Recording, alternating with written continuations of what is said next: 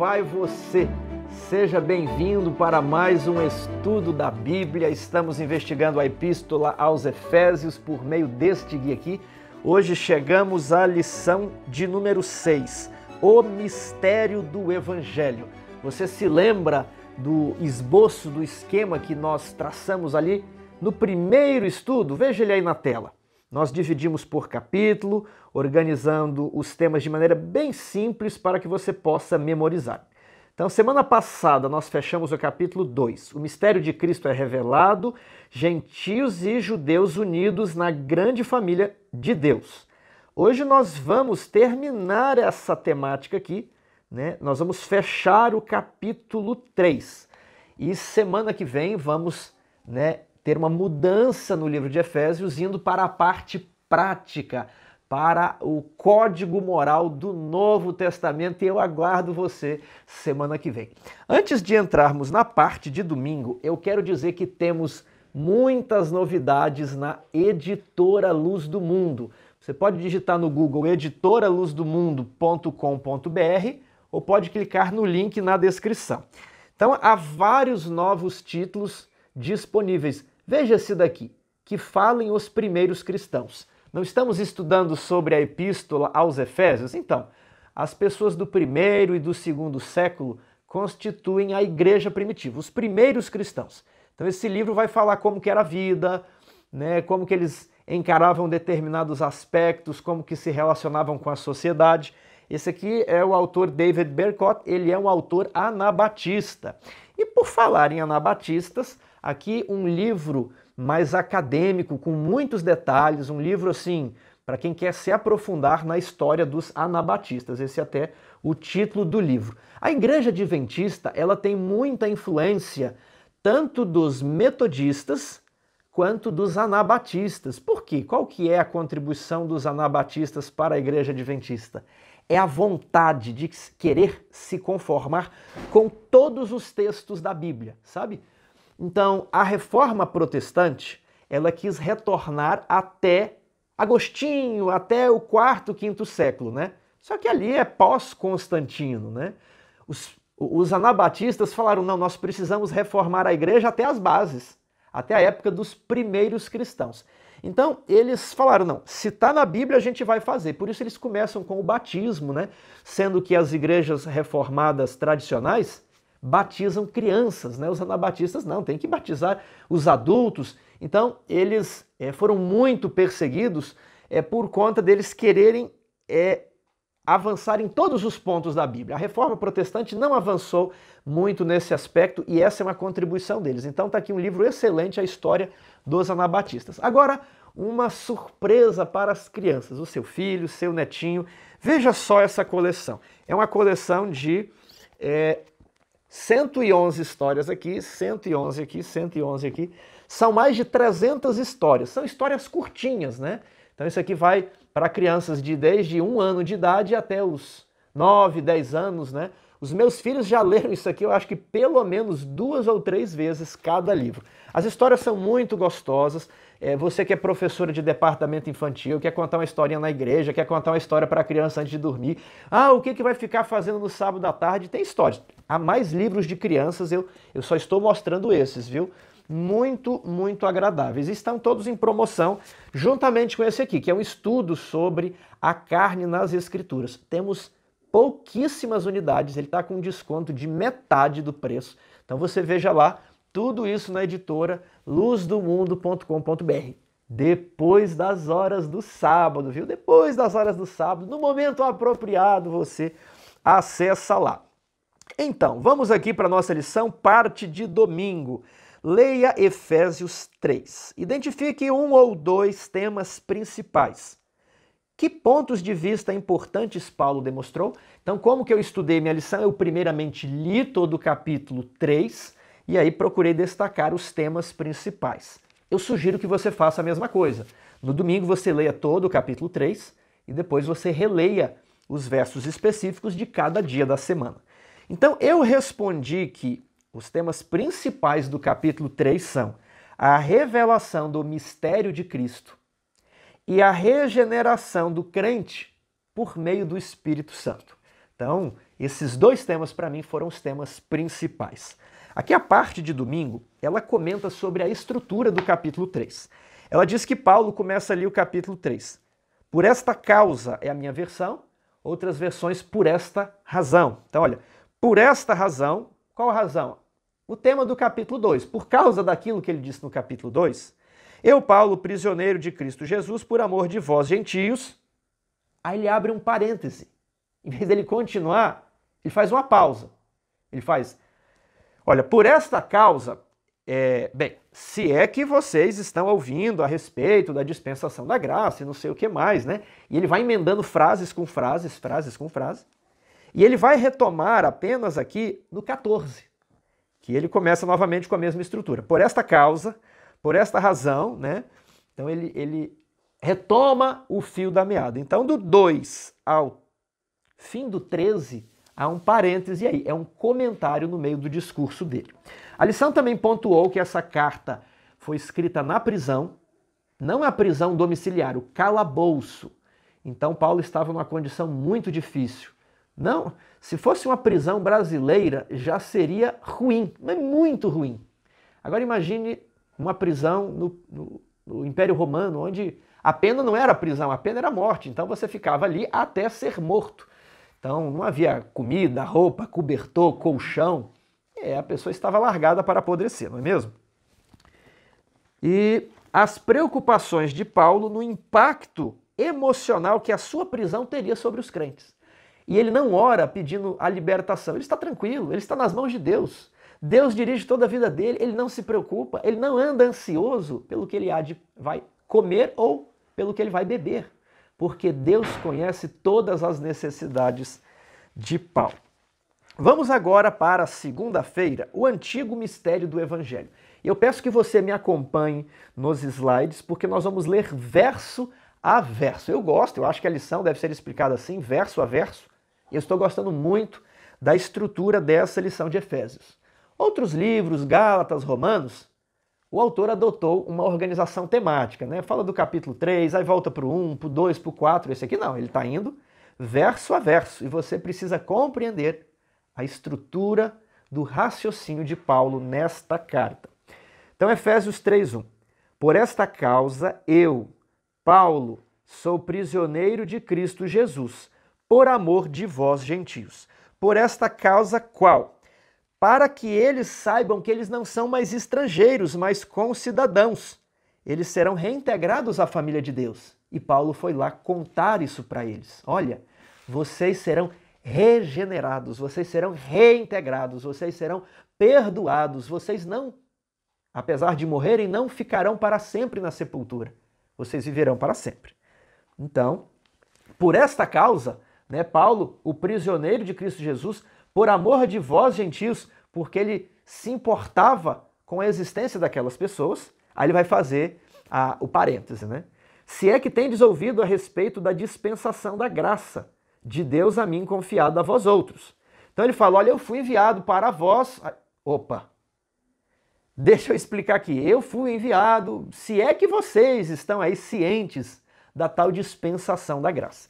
E às vezes nós somos tentados a dar uma expressão poética para o que Paulo fala. Ah, ele está apenas jogando palavras ao vento. Ah, ele está falando qualquer coisa, né? Ele está ali numa efusão de alegria e joga várias palavras que não têm sentido nenhum. Esse é um erro.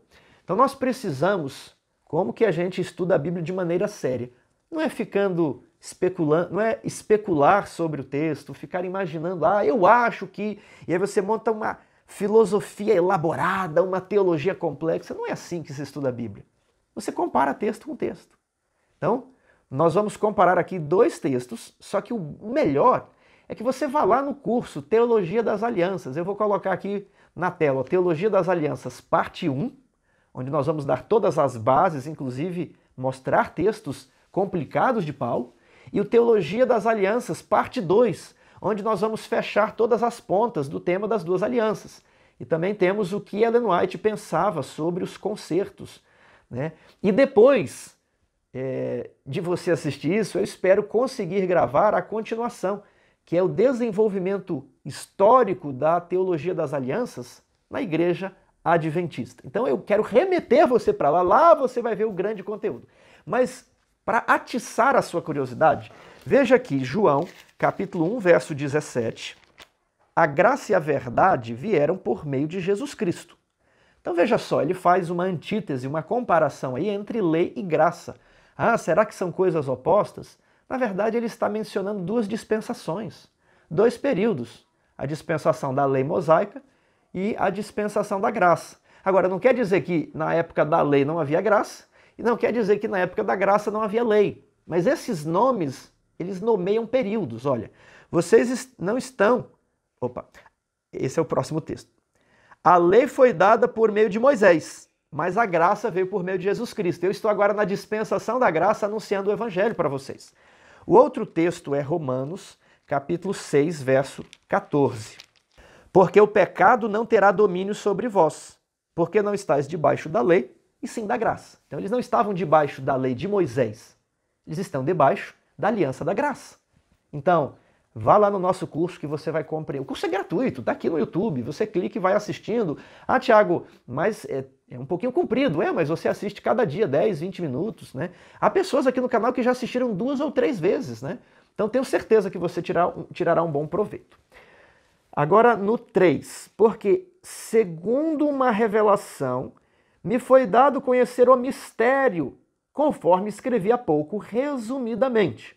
Então, ele está na dispensação da graça, anunciando o evangelho aos gentios, e ele nem sabe se os gentios já compreendem essa questão da teologia das alianças, né? Se é que vocês já compreenderam, né, sobre a dispensação da graça que Deus me pediu para ser ali um ministro, né? Então, eu falei há pouco, ele diz no capítulo 2, sobre o mistério que agora é revelado. Mistério em Paulo é um segredo que acaba de ser revelado, não é algo místico, secreto, não. Mistério em Paulo é assim, eis que vos digo um mistério, nem todos dormiremos. Olha, talvez você não sabia, mas eu acabei de lhe contar um segredo. Então, mistério é um segredo revelado em Paulo. Então, segundo uma visão, ele está falando, Deus, ou o próprio Jesus, lhe deu a conhecer o mistério, conforme ele escreveu há pouco, resumidamente. Qual o mistério? Que os judeus seriam integrados na família juntamente com os judeus. Então Deus aproxima os gentios dos judeus. Ele derruba a parede de separação. A lei mosaica que criava a separação, ela é abolida e agora judeus e gentios formam um novo corpo, a Igreja de Cristo. Então isso é um mistério, né? Eu vou explorar um pouquinho mais esse tema. Vamos prosseguir?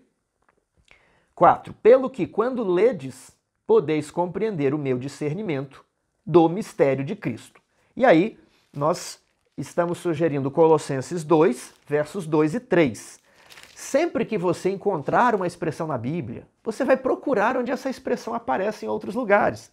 Aqui em Colossenses, para que os seus corações sejam confortados, vinculados juntamente em amor e tenham toda a riqueza da forte convicção do entendimento, para compreenderem plenamente o mistério de Deus, Cristo. O mistério de Deus, Cristo, em quem todos os tesouros da sabedoria e do conhecimento estão ocultos. Temos um conceito bem semelhante aqui, bem próximo, né? O mistério de Deus, Cristo, em quem todos os tesouros estão ocultos, e ele está abrindo esse mistério de Cristo. E a primeira parte é: os judeus serão reconciliados aos gentios. Só que esse mistério vai um pouquinho mais. 5. Esse mistério, em outras gerações, não foi dado a conhecer aos filhos dos homens, como agora foi revelado aos seus santos apóstolos e profetas no Espírito. Então, antes, as pessoas tinham um vislumbre, os profetas, mas não compreendiam plenamente. Nem mesmo os anjos entendiam o que estava para acontecer. E Paulo está tendo muita alegria em ser o arauto dessa boa nova. Ele está revelando os planos que estavam ocultos desde a eternidade e que estavam prefigurados em tipos e sombras. Só que agora as pessoas estavam vendo a imagem real das coisas. 6. A saber que os gentios são co-herdeiros. Aqui que ele coloca o mistério de Cristo, que já foi revelado, eu já escrevi. E qual é? A saber, ele nomeia o mistério de Cristo. Os gentios são co-herdeiros. Tiago, mas que negócio bobo, né? Claro que eu sei que os gentios são co-herdeiros. Agora, vamos abrir a nossa Bíblia em Gênesis capítulo 21, verso 10. Disse a Abraão: rejeita essa escrava e seu filho, porque o filho dessa escrava não será herdeiro com Isaque, meu filho.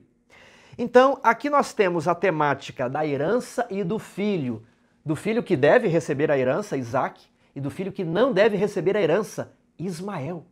Ismael era filho de uma estrangeira, de uma egípcia. Agar era gentia e seu filho não poderia receber a herança juntamente com Isaque. Então você precisa compreender a história de Abraão para compreender a teologia de Paulo. Lembre-se novamente que Paulo não está falando palavras ao vento, meras frases de efeito, não. Tudo está interligado na Bíblia. Então Deus faz uma aliança com Adão. Adão é o pai da humanidade. Só que a humanidade se revolta e ele destrói toda a humanidade no dilúvio. Mas Noé achou graça aos olhos de Deus. Noé foi escolhido. Noé, ele tinha fé em Deus e, apesar de Deus destruir toda a humanidade, ele escolheu, imagine que você, Noé, ele escolheu você para ser o novo pai da humanidade. Então todos somos filhos de Adão e todos somos filhos de Noé. Deus fez uma aliança com Adão e Deus também faz uma aliança com Noé. Agora, a humanidade se rebela novamente no episódio da Torre de Babel. E agora Deus escolhe um outro homem. Porque esse homem era bom, porque esse homem ele tinha obras, porque esse homem ele fez alguma penitência, alguma procissão. Não. Deus escolheu por sua graça. Deus escolheu Noé. Deus escolheu Abraão. E ele falou: Abraão, você vai possuir a terra da promessa. E Abraão queria ter um filho. Abraão reclamava que ele não teria herdeiros e Deus falou: Isaque será o teu filho. Então, os judeus, por serem descendentes de Abraão, reivindicavam o direito de possuir a terra, porque Deus havia prometido, e Deus não pode mentir. A palavra de Deus não pode falhar. Então, por eles serem os descendentes literais de Abraão, os descendentes sanguíneos, eles eram da família de Abraão, eles tinham o direito a receber as bênçãos de Deus e ter a posse daquela terra.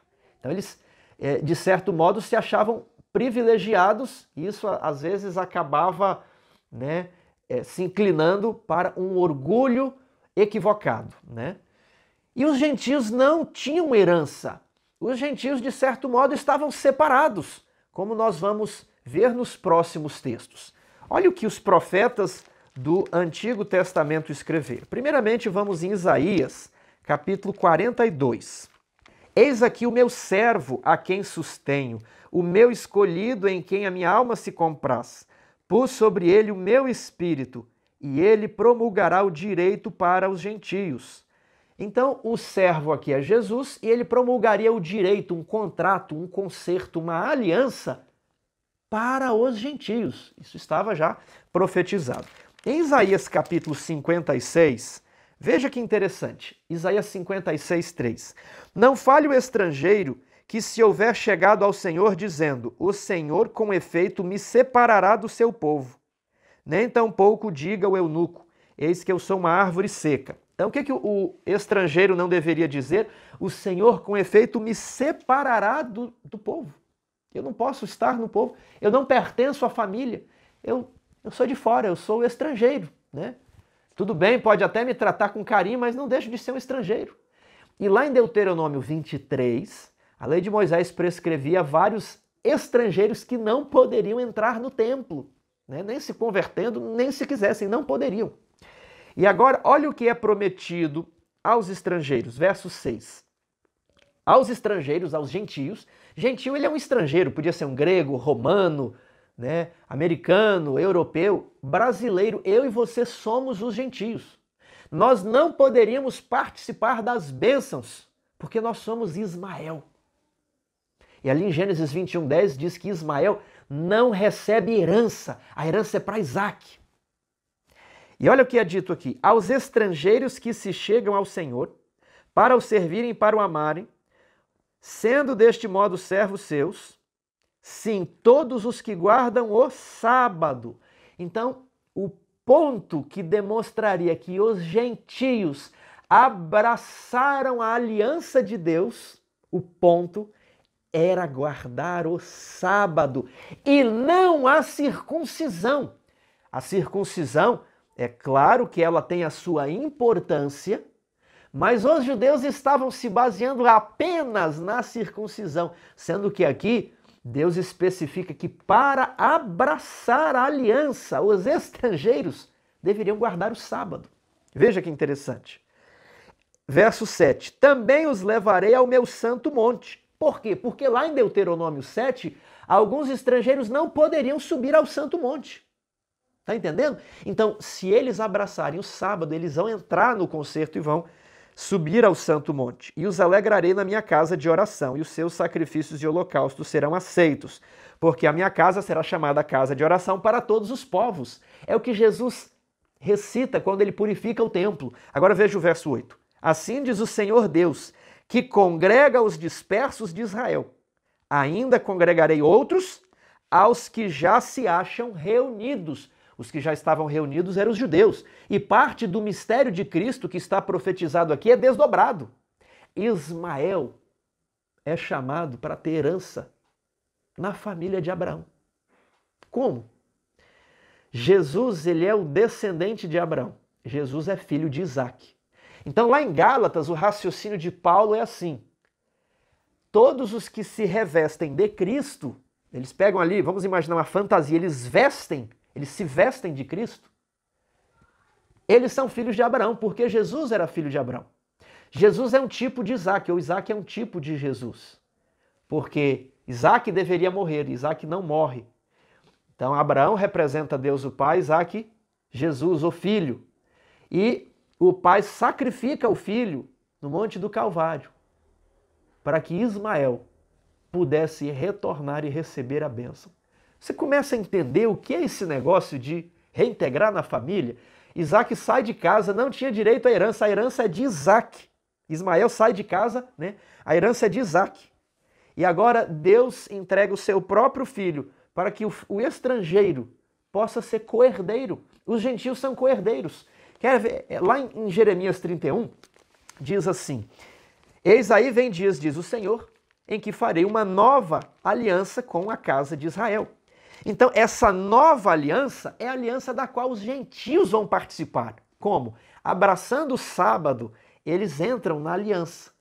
E essa nova aliança ela é diferente. Olha, farei uma nova aliança, não segundo a aliança que fiz com os seus pais, no dia em que os tirei da terra do Egito. Nessa nova aliança haverá perdão de pecados e nessa nova aliança haverá regeneração do coração.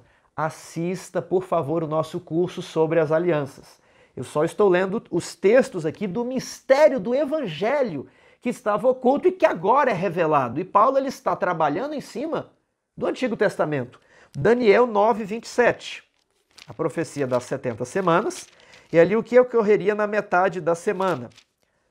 Ele firmará uma aliança com muitos. Então isso aqui é o servo. Ele promulgará o direito sobre a terra. Ele reunirá outros aos que já se acham reunidos. Ele firmará uma aliança com muitos.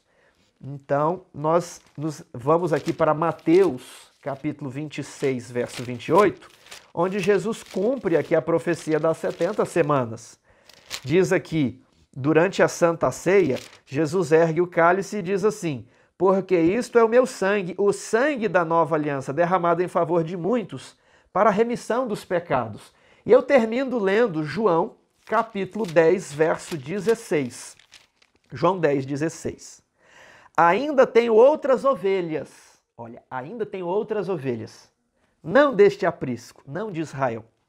A mim me convém conduzi-las. Elas ouvirão a minha voz. Então haverá um só rebanho e um só pastor. Havia dois rebanhos, o rebanho dos judeus e o rebanho dos gentios. Mas Jesus disse, eu vou reunir a todos em um novo corpo, a igreja. E esse é o mistério de Cristo que passa a ser revelado e ele assombra até mesmo os anjos. Como que vai ser a redenção? Como que vai ser tudo isso? Porque Jesus, ele é judeu, ele é o filho de Abraão e ele é o único que cumpre a lei de Moisés. O único! Todos falharam pela lei de Moisés. Então, por causa de que ele cumpre a lei de Moisés e ele morre, nós que éramos Ismael, podemos receber a herança que era destinada a Isaque, porque Isaque morre em nosso lugar, representando a Cristo. Você entendeu?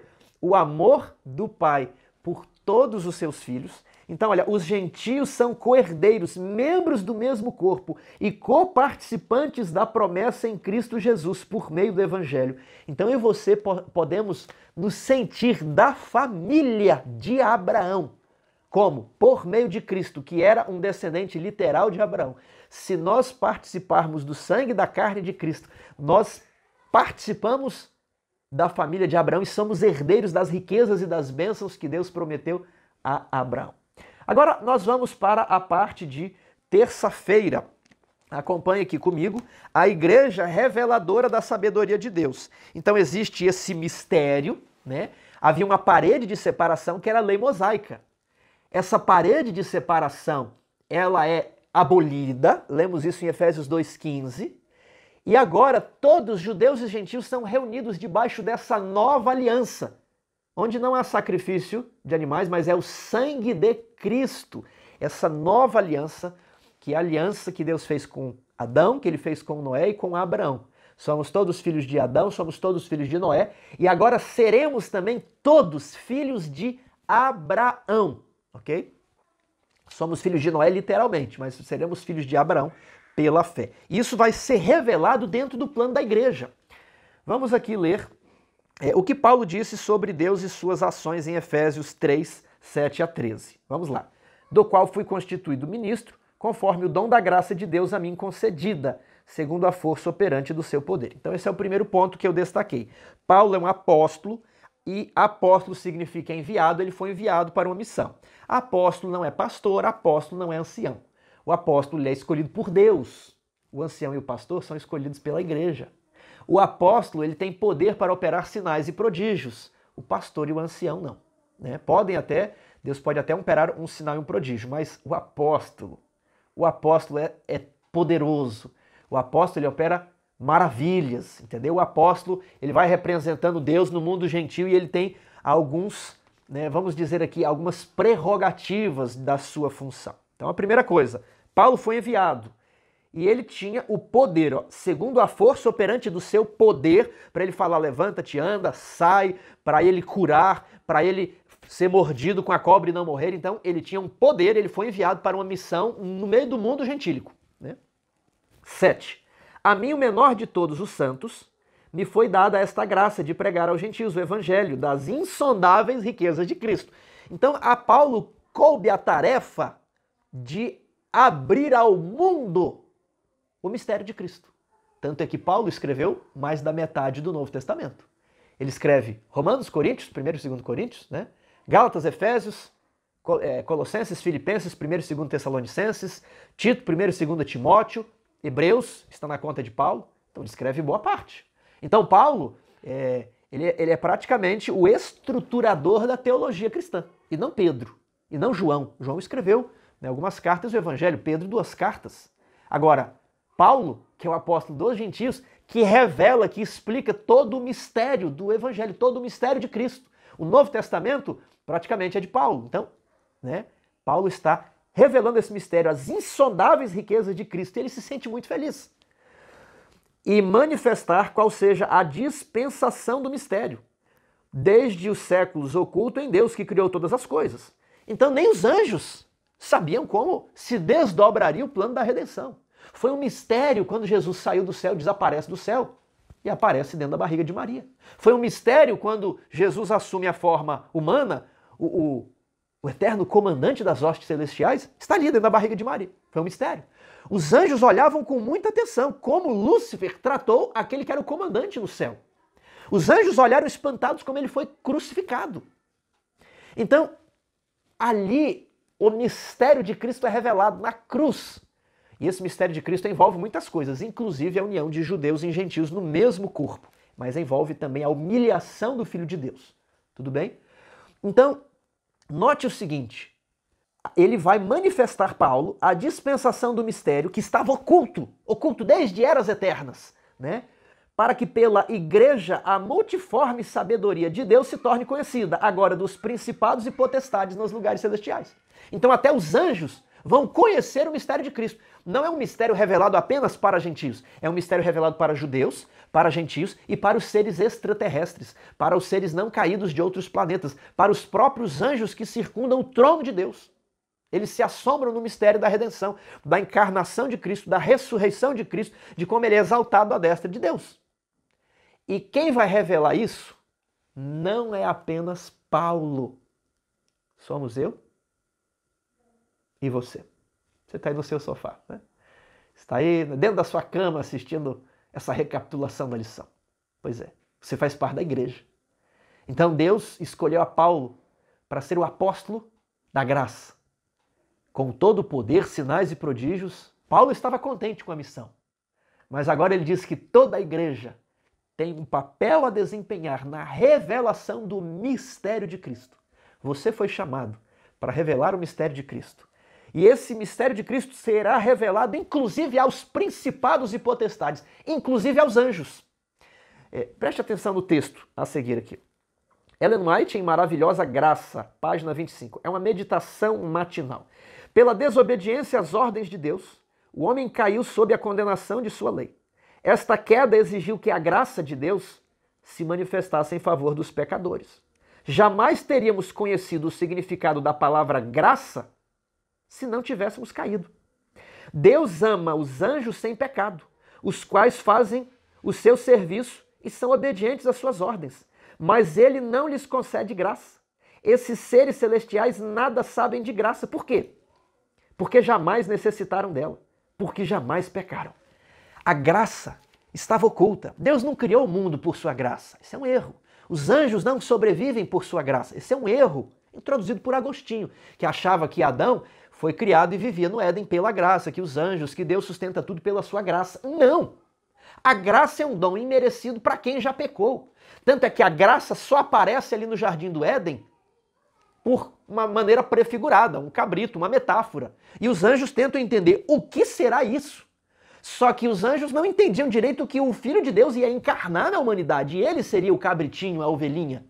Então, na cruz é que o elo de simpatia por Lúcifer é quebrado. Os anjos fiéis nutriam sentimentos de simpatia por Lúcifer até a cruz. E na cruz essas simpatias são quebradas. Mesmo assim, nem tudo estava esclarecido, diz o desejado de todas as nações. Então agora a igreja é chamada para revelar o mistério de Cristo. Nós somos os gentios, né? Vamos revelar o mistério de Cristo. Como? Como? Então, vamos voltar aqui no texto. Eu respondi aqui em terça-feira essas três coisas. Ó. O que Paulo disse sobre Deus e suas ações? Deus enviou Paulo para pregar aos gentios o quê? As insondáveis riquezas de Cristo, o mistério de Cristo, né? E a igreja revelará a sabedoria de Deus dentro do grande conflito. Porque os anjos não têm natureza pecaminosa, os anjos jamais experimentaram pecado. Então, quando os 144 mil se reunirem para cantar, os anjos vão emudecer, porque os anjos jamais passaram por nossas experiências. Os anjos jamais experimentaram, os anjos fiéis, o que é estar de frente com a morte eterna. O que é viver na carne do pecado. O que é sentir todas aquelas paixões pulsando dentro de nós. Então, toda vez que Lúcifer proferir a acusação, é impossível obedecer à lei de Deus, Deus é injusto. Deus fala, eu enviei o meu filho em forma humana. E ele obedeceu toda a lei, sem vantagens especiais. Ele obedeceu toda a lei como é possível aos seres humanos. Não, mentira, ele obedeceu porque ele tinha vantagens, ele era Deus. E aí Deus sabe o que ele faz? Deus mostra a igreja. Deus mostra os pecadores. Deus mostra os que eram degradados, depravados, os que estavam decaídos. E ele mostra como eles foram regenerados. Como eles que haviam perdido a imagem de Deus podem ser resgatados à imagem de Deus. Como eles podem ser transformados porque eles quiseram. Lúcifer escolheu pecar no paraíso. Lúcifer não era pecador. Adão escolheu pecar no paraíso. Agora, a situação dos que nasceram no mundo de pecado é ligeiramente diferente, né? parte da sua natureza já está comprometida, danificada. Agora, olha o mistério do Evangelho. Ao Cristo Jesus se arriscar na missão e conseguir restaurar você, Isaac morre e você que é Ismael é readmitido como herdeiro. Você que não tinha parte é readmitido na família de Deus. Então, quando Lúcifer proclamar, ele fala: eu tenho a igreja como a minha testemunha, eu tenho 144 mil. Eles não se contaminaram, não há dolo, não há pecado em sua boca. Eles são puros. Satanás, eles obedeceram à lei, as suas acusações se provaram mentirosas. Vamos então aliás, tem alguns versos aqui na parte de terça-feira ainda. Segundo o eterno propósito que Deus estabeleceu em Cristo Jesus, já comentamos, pelo qual temos ousadia e acesso com confiança mediante a fé nele. É como um filho chegar no seu pai. Você às vezes fica com medo do chefe. O chefe tá bravo hoje. E eu não quero entrar na sala dele. O doutor, né, o patrão, o empresário, o juiz, eu não sei com quem você trabalha, ele tá ali nervoso hoje, né? Agora o filho entra no gabinete do chefe a qualquer momento, porque ele é filho. Então, como você é co-herdeiro, você se achega a Deus, porque agora você é filho. Você não tem mais esse medo do empregado. Então você acessa com ousadia, com confiança, mediante a fé de que você foi readmitido como filho. 13. Portanto vos peço que não desfaleçais nas minhas tribulações por vós, pois nisso está a vossa glória. Qual é a vossa glória? Mesmo com o líder preso, mesmo com o líder passando atrocidades na prisão, eles não desistem, eles persistem. Não desistir, Cristo vem logo. Eles mesmo tentados, mesmo escorraçados, eles não pecam, porque Satanás não tem poder para fazer você pecar. Ele pode perfurar, ele pode empurrar, ele pode pressionar, mas a vontade é soberana e a vontade do homem escondida em Cristo é vitoriosa. Satanás não tem poder sobre essa vontade. Em última instância, a escolha pertence ao homem e, unido à graça, não vos sobreveio tentação que fosse sobre-humana. Deus não permitirá que sejais tentados além das vossas forças, de um modo que vocês não possam suportar. Então, Satanás ele não consegue derrotar, destruir. Tudo bem?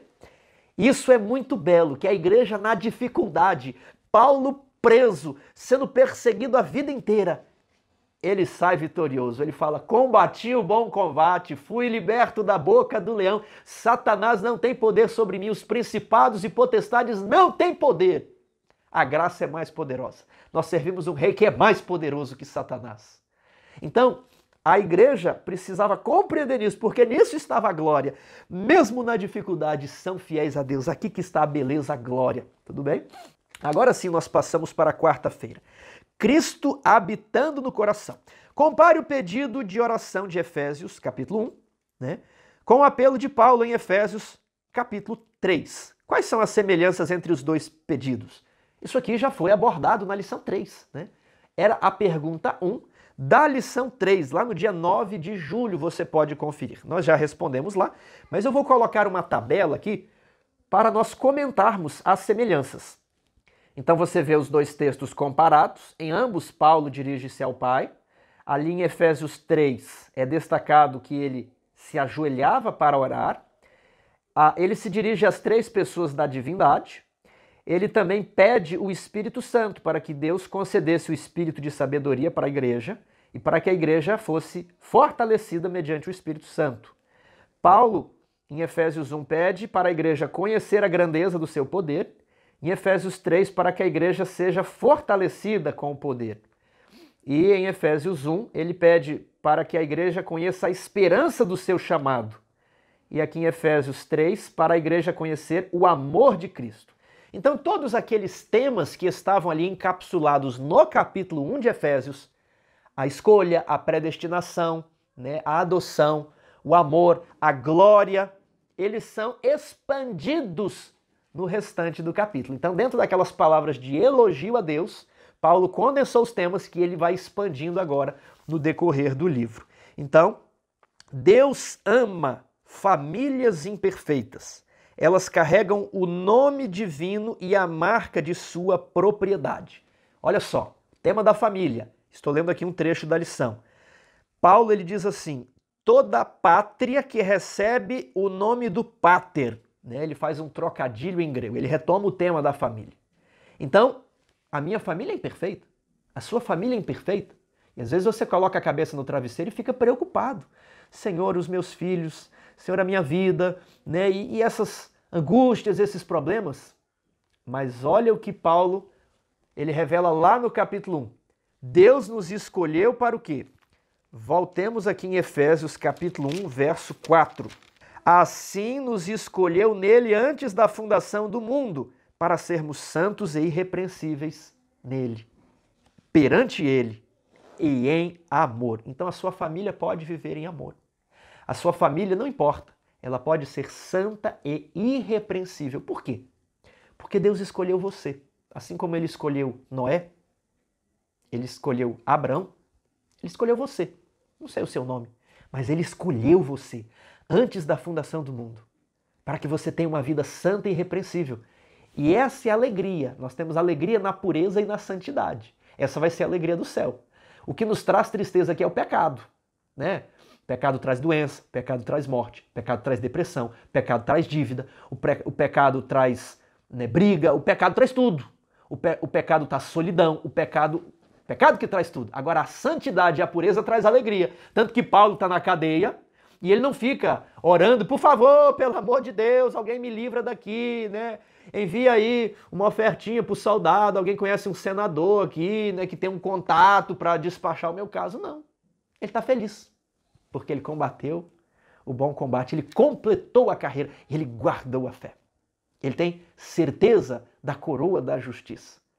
Então, a sua família, apesar de imperfeita, ela pode ser santa e irrepreensível. Por quê? Porque o Espírito Santo vai regenerar a sua família. Essa é a prova. E Paulo, ele se põe de joelhos, ele olha pela igreja de Efésios. E a oração de Paulo está registrada nos livros do céu pela sua família. Sabe quando você pede para o pastor, para o ancião orar por você? Paulo orou por você. Paulo, ele se põe de joelhos. Vamos orar, vamos ver aqui o texto, olha. Por esta causa me ponho de joelhos diante do Pai, de quem toma o nome toda a família. E aqui as passagens sobre a teologia da família. De quem toma o nome toda a família, tanto no céu como sobre a terra. O apóstolo Paulo orou por sua família. Ele orou por você. Ele se pôs de joelhos diante do Pai e intercedeu por você que está vendo esse vídeo aqui. Entendeu? Então tenha muita ousadia, muita fé. Para que, segundo a riqueza da sua glória, Deus vos conceda o quê? Que sejais fortalecidos com poder, mediante o seu Espírito no homem interior. E assim habite Cristo no vosso coração, pela fé, estando vós arraigados e alicerçados em amor. Então, se o Espírito Santo habitar na sua casa, se Cristo habitar no seu coração por meio do Espírito Santo, você terá o mesmo poder que agiu em Paulo. Você terá poder espiritual. Você carregará o escudo da fé com o qual você poderá se defender de todos os dardos inflamados do maligno. Esse poder incrível, você não quer tomar posse dele. Paulo orou para que você tivesse esse poder, o Espírito Santo, a fim de poder descompreender com todos os santos qual é a largura e o comprimento, e a altura e a profundidade de quê? Do amor de Cristo, que excede todo entendimento. Então, essa expressão, comprimento, largura, altura e profundidade do amor, ela aparece lá em Romanos 8. Nada nos pode afastar, né? Nem no céu, nem na terra, nem abismos, nem alturas, nem largura, nem profundidade do amor de Cristo. Viu lá como é que as cartas de Paulo se interconectam? Agora, o final. Para que sejais tomados de quê? De toda a plenitude de Deus. Meu querido amigo, em Cristo Jesus, diz Paulo lá em Colossenses 2,9 assim, nele habita corporalmente toda a plenitude da divindade. Nele habita corporalmente toda a plenitude da divindade. Ele é o cabeça, né, do qual nós somos o corpo. Então, em você, Paulo está prometendo, ele orou para que você seja tomado de toda a plenitude de Deus. Leia essas palavras e manifeste fé nisso. Paulo orou para que o meu corpo seja tomado da plenitude de Deus, que também vai habitar em mim. Por isso que ele trabalha com a metáfora do edifício, da construção, vimos semana passada. Vós sois edifício de Deus. Vós sois santuário, vós sois templo, o Espírito de Deus habita em vós, para que toda a plenitude de Deus habite em você. E aí nós ficamos com a fé tão fraca. Não lemos a Bíblia, não oramos, nem sequer se ajoelhamos. Deitamos na cama, falamos assim: Senhor Jesus, hoje foi um dia tão cansado. Muito obrigado por tudo, em nome de Jesus, amém. Nós não nos apoderamos desse poder. A nossa cabeça precisa estar cheia de Bíblia. Eu tenho um livro aqui que eu nem apresentei para você, Espelho dos Mártires. Aqui na capa nós temos uma gravura de Tomé sendo entregue às chamas. Você já descobriu qual foi o destino dos discípulos? Onde foi que os discípulos pararam, né? Nós sabemos que alguns morreram, mas esse livro ele vem contando o martírio de, inclusive, Timóteo, de João Marcos, de Lucas, de Epafrodito, dos discípulos de Paulo, né? Dos discípulos de João. E ele vem até os dias da Reforma Protestante, são histórias, por exemplo, Eulália, fiel até a morte, Pancrácio, um rapaz de 14 anos, né? Eu vou abrir mais para cá aqui. Adrian Cornelis, 1552. Então são várias histórias e ele termina aqui na Reforma Protestante. Isso é um livro do século XVI, O Espelho dos Mártires. Você quer revivar a sua fé? Dê uma olhada em como os mártires sofreram. Isso aqui está lá na editora Luz do Mundo também. Dê uma olhada no que eles passaram e aí você fala assim, a minha vida é boa demais. E a sua fé começa a crescer. Você pergunta assim, se eles eram igual eu e eles passaram por isso, foram queimados, torturados, esfolados, enforcados, afogados, espancados. Eu quero ter a mesma graça, porque eles estavam cheios do poder, eles cantaram na hora das chamas. Eu também quero ter esse poder, eu quero ter essa alegria. Eu quero partir e estar com Cristo, igual Paulo. Morrer para mim é lucro. Estude a história dos mártires, para que o poder de Deus, para que toda a plenitude habite em você. Essa aqui é uma das ênfases para você dar na sua classe. Não é para simplesmente ficar falando essas palavras para que habite. Não, imagine o que é habitar em você a plenitude de Deus. Valorize cada palavra do texto bíblico. Vamos aqui para a parte de quinta-feira. Glória de Deus, glória na igreja e em Cristo. Paulo conclui seu relato de oração com uma doxologia. O que é uma doxologia? Doxa é a palavra glória em grego. Logos, ou o logia, né, é a palavra. Então é uma palavra de glória, é uma palavra de honra. Tudo bem? Vamos ver aqui Efésios 3, 20 e 21. Ora, aquele que é poderoso para fazer infinitamente mais do que tudo quanto pedimos ou pensamos, conforme o seu poder que opera em nós. Você quer ter o poder? A ele seja a glória, a doxa. Então a ele seja a doxa, a glória. Por isso doxologia. Paulo conclui assim essa primeira parte da epístola aos Efésios. No capítulo 4, ele vai trabalhar aspectos práticos do estilo de vida cristã. Tudo bem? Agora, medite nisso daqui. Ele é poderoso para fazer infinitamente mais do que tudo quanto pedimos ou pensamos. Não é só o que você pede, é o que você pensa. Mas ele não faz mais. Ele faz infinitamente mais. O que é que você tem pedido a Deus? Eu quero dizer que eu jamais esperava estar aqui pregando para você, estudando a Bíblia com você. Ainda mais eu. Eu fui educado num lar cristão, mas durante a adolescência eu pus tudo a perder. Eu acelerei com todas as forças para o precipício e provei de todas as coisas que o mundo oferece. Eu não deveria ter uma boa carreira, eu não deveria ter uma boa esposa, não deveria ter os filhos que tenho. Mas Deus me deu todas essas coisas. Ele me lavou no sangue do Cordeiro e todos os meus pecados foram perdoados. Ele também pode perdoar você. Ele me deu uma esposa especial que eu jamais mereceria. Ele me deu filhos ótimos. Ele me deu uma família nesta terra. E família é um motivo de grande alegria. Deus também me deu um bom emprego. Não fui eu que conquistei. Foi Ele que me deu. Deus também permitiu que esse canal existisse. Então, Ele fez mais por mim, mas infinitamente mais do que eu pensava. E sabe o que eu fico pensando? O que Ele não fará por mim e por minha família. Eu peço muitas coisas a Deus. E se a Bíblia diz que Ele vai fazer mais, infinitamente mais do que eu peço e penso. O que não está aguardando-nos, o que não está aguardando você, compensa servir a Cristo, compensa servir a Jesus. Nenhum sucesso na vida compensa o fracasso na vida cristã, no lar, na igreja, nenhum sucesso deste mundo compensa o fracasso espiritual. A Ele seja toda a glória por tudo o que temos por todo esse canal. Estamos chegando em 100 mil inscritos. Mais de 40, 50 mil pessoas acompanham essas lições. E Ele pode fazer muito mais do que Ele fez em mim na sua vida. O escritor C.S. Lewis, ele diz que o papel da igreja é pegar pecadores desgraçados, degradados, corrompidos e transformar esses pecadores vis à imagem de Cristo. Ele pega homens destituídos pelo pecado e os transforma em pequenos cristos. Então C.S. Lewis dizia que todo cristão deve ser um pequeno Cristo. Você deseja ser um pequeno Cristo? Com a plenitude de Deus habitando em você por meio do Espírito Santo? Para que você esteja cheio de poder como Paulo, mesmo preso, açoitado, você ainda escreve cartas com alegria para edificar, porque você ama, porque você quer salvar outras pessoas. Tudo isso é possível, porque Ele prometeu fazer infinitamente mais do que tudo que você pediu ou pensou.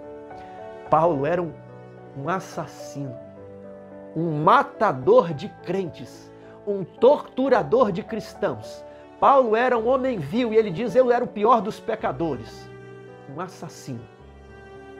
Ele transformou Paulo na pessoa que orou por sua família, no apóstolo da graça. O que ele não pode fazer por você? Não sei se você está me ouvindo aqui em um presídio, não sei se você é um ex-presidiário, um ex-traficante, ou talvez você é o traficante. Você não sabe o que ele pode fazer por você. Porque Satanás é um ser criado, é um ser pequeno que não pode te dar nada. Os anjos caídos não podem dar nada para você se você é um satanista que está aqui me ouvindo. Jesus é mais poderoso, Ele é o cabeça. Ele está acima de todo principado e potestade. Ele pode fazer infinitamente mais. Ele pode te oferecer muito mais, porque Satanás não pode te oferecer nada. Mas Jesus Cristo te oferece a vida eterna. A Ele seja toda a glória. Que Deus abençoe você e a sua família. Que a sua família seja regenerada em nome do Senhor Jesus. Amém.